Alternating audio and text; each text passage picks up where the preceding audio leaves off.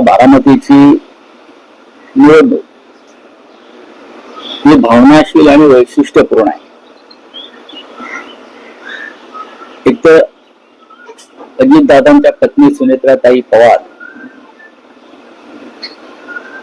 या महायुतीकडनं उमेदवार आहेत.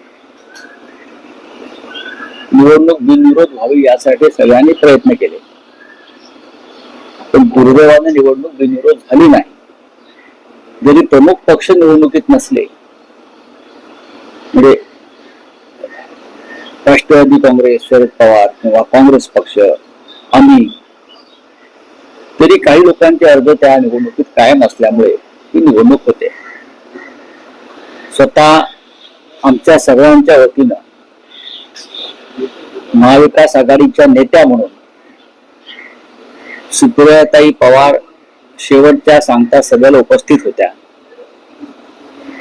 त्यांना आव्हान केलेलं आहे. स्वतः शरद पवार साहेबांनी सुद्धा समाज माध्यमांद्वारे मतदारांना बारामतीचं आवाहन केलेलं आहे. सुनित्राताई पवार आणि शरद पवार साहेबांचे आशीर्वाद घेतलेले आहेत. त्याच्यामुळे बारामतीची निवडणूक ही एक अजितदादा पवार यांच्याविषयीच्या ज्या भावना बारामतीकरांच्या आहेत